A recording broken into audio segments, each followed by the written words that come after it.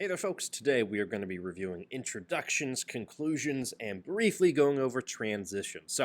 Attached to this page where the video is on Schoology, you'll see that there is a worksheet you can download so you can take some notes. That way you can refer back to them when you are putting the finishing touches on your final essay for American-Born Chinese.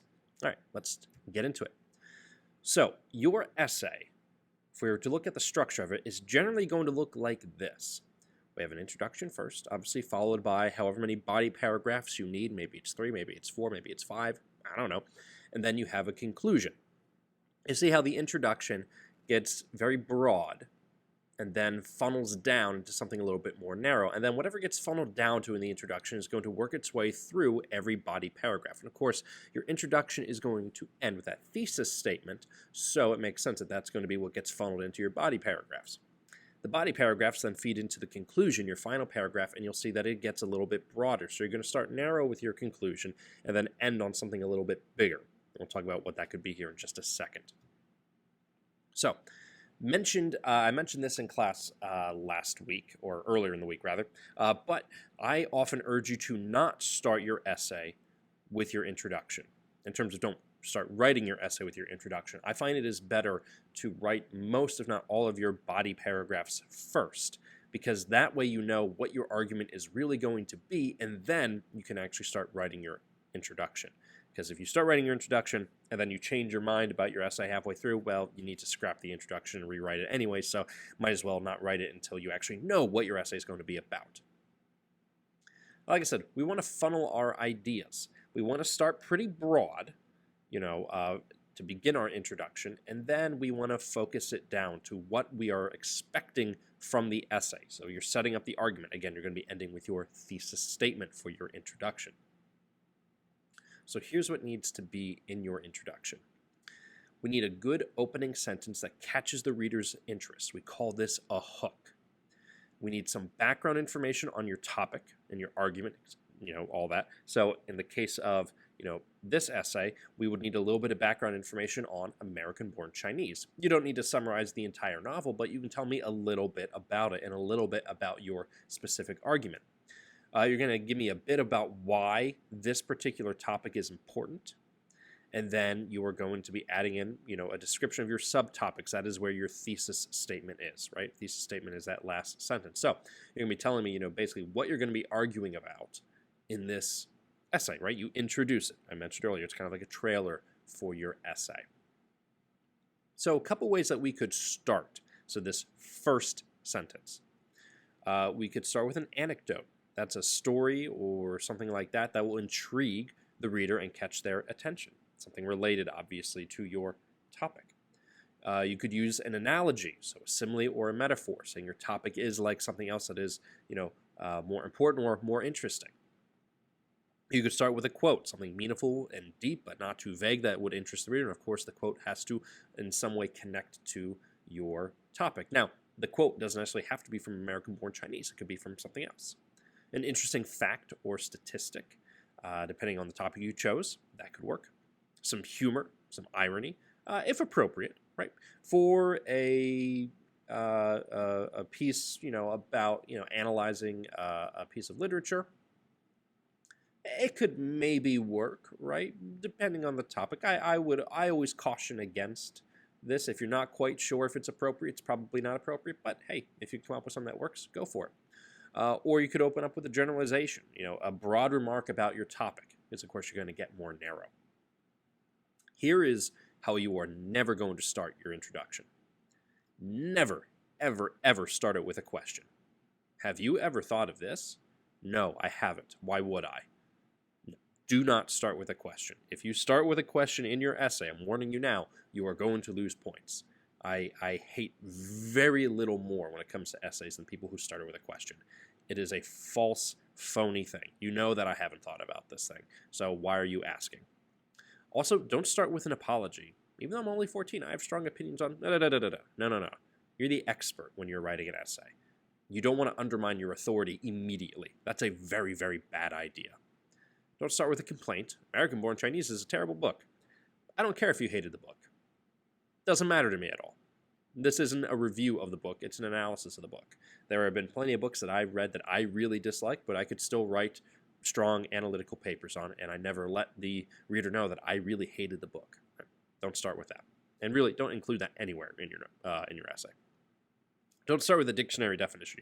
Webster's Merriam Dictionary defines, Chinese as, but don't do that. Don't start with a cliche, thinking about, we want to avoid cliches in our themes. We also want to avoid them basically everywhere in our writing because they're lazy. America is a melting pot. Freedom doesn't come free. Stop. Don't do that. And don't just reference your title, right? That's lazy. We don't want that. Now, no matter what, your intro has to be broad, but not vague. Now, the difference between broad and vague is broad is big, vague is undefined. Right? Vague is unfocused. Something can be broad without being vague. You still need to be focused on your topic, but you can look at it from a bigger point of view. We want it to be interesting. We want it to be informative. I need to know where you're going. And we want it to be clear, right? Thinking about the idea of not being vague. We want it to be clear. It should also be relatively short, 6 to 8 sentences, right? Just, a short paragraph. Your introduction should not be going on and on and on and on, because the body paragraphs of your essay, that's what's going to make up the meat of your essay. Now, we've already written or talked a little bit about body paragraphs, but you would then, of course, transition into your 3 body paragraphs, which you've already written at this point. And we've talked about what makes for a good, strong paragraph. If you want to put in actual images from your essay, you do have that option, and then you would just have to put an appendix at the bottom of your essay and refer to them as image 1, image 2, etc.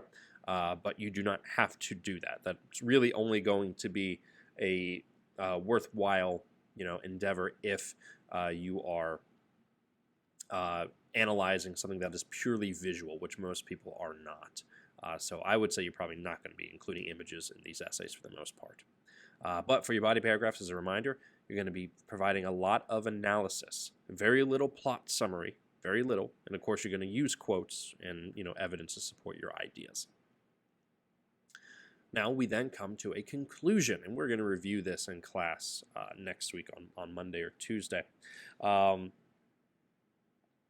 conclusion wraps up your essay, right? It brings it to an end. We know that, okay, you have finished saying what you need to say, and it makes your reader feel satisfied that they understand and ideally agree with your argument.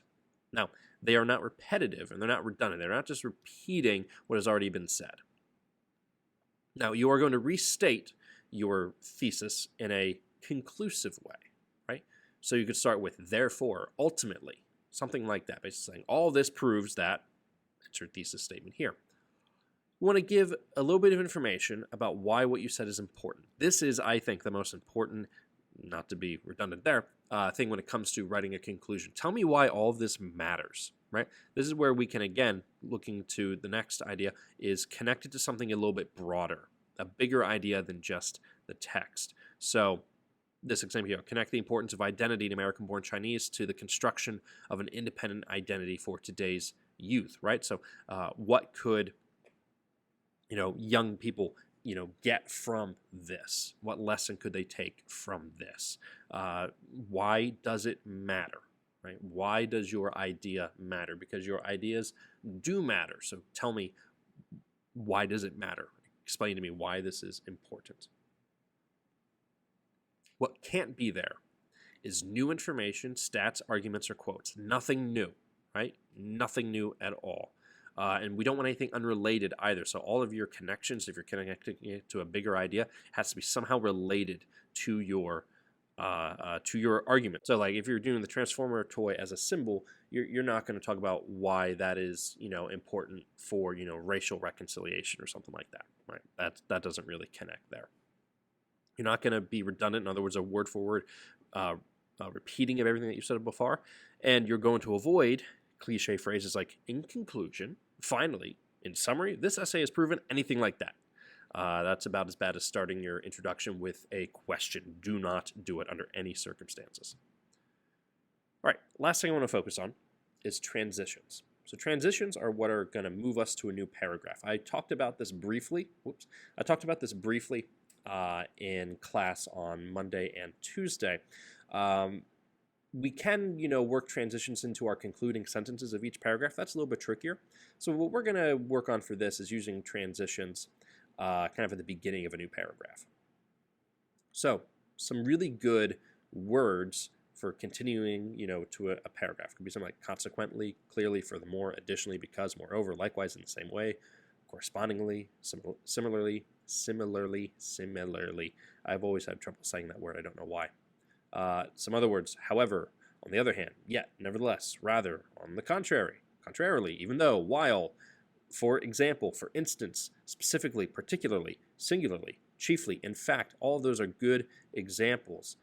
Therefore, hence, indeed, ultimately, consequently, in essence, all of these are good examples of words that we can use to begin a new body paragraph to transition into the next idea, right? Just lets the reader know that either, hey, we're continuing with this general idea if the idea requires a couple paragraphs, or we're moving on to the next idea, right? Any of those, can work really, really well.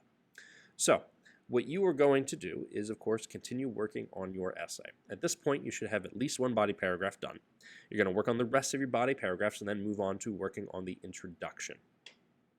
If you do not get quite done with it, that's okay. We're going to have time in class next week to work on this. But at the very least, I want all of your body paragraphs to be done by the beginning of class next week. So whenever you see me, I want all those body paragraphs to be done. That way we're only working on the introduction and the conclusion, and then later in the week we'll be working on revision. If you have any questions, reach out. But otherwise, I'll see you next week.